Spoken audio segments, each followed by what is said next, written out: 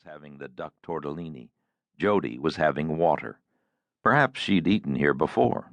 I tasted the mahi-mahi, dry. When the waiter was gone, Jodie Taylor quietly said, "What do you know about me?" Sid faxed a studio press release and a couple of articles to me when he called.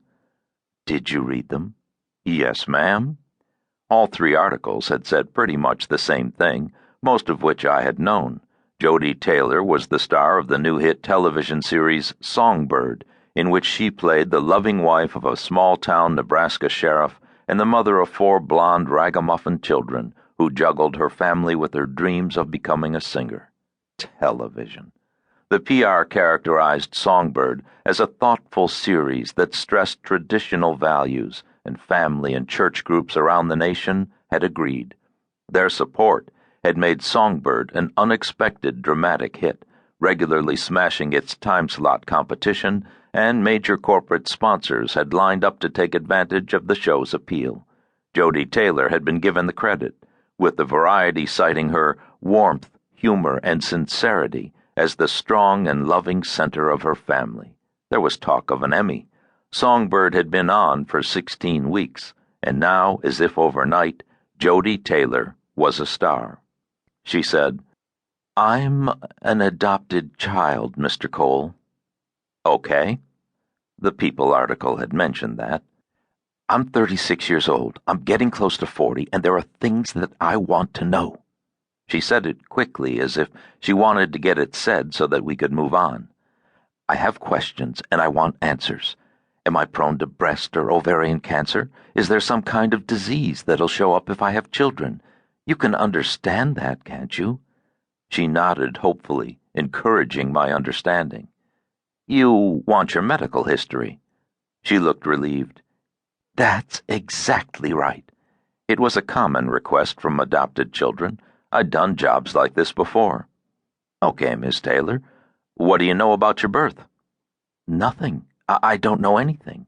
All I have is my birth certificate, but it doesn't tell us anything." Sid took a legal envelope from his jacket and removed a Louisiana birth certificate with an impressed state seal. The birth certificate said that her name was Judith Marie Taylor, and that her mother was Cecilia Burke Taylor, and her father was Stephen Edward Taylor, and that her place of birth was Ville Platte, Louisiana. The birth certificate gave her date of birth as July 9, 36 years ago, but it listed no time of birth, nor a weight, nor an attending physician or hospital. I was born at 5:14 on a Tuesday morning, and because of that, had always thought of myself as a morning person. I wondered how I would think of myself if I didn't know that. She said, "Cecilia Taylor and Stephen Taylor are my adoptive parents." "Do they have any information about your birth?" "No, they adopted me through the state, and they weren't given any more information than what you see on the birth certificate." A family of 5 was shown to a window table behind us, and a tall woman with pale hair was staring at Jodie. She had come in with an overweight man and 2 children, and an older woman who was probably the grandmother. The older woman looked as if she'd be more at home in Topeka. The overweight man carried a Minolta. Tourists. "Have you tried to find out about yourself through the state?" "Yes." She handed a business card to me. "I'm using an attorney in Baton Rouge, but the state records are sealed. That was Louisiana law at the time of my adoption, and remains the law today. She tells me that we've exhausted all regular channels and recommended that I hire a private investigator. Peter recommended you.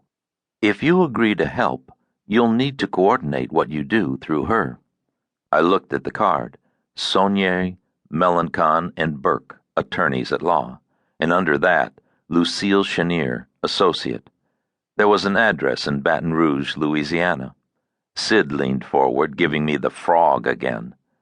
"Maybe now you know why I'm making such a big deal about keeping this secret. Some scumbag tabloid would pay a fortune for this. Famous actress searches for real parents," Jodie Taylor said. "My mom and dad are my real parents." Sid made the little hand move.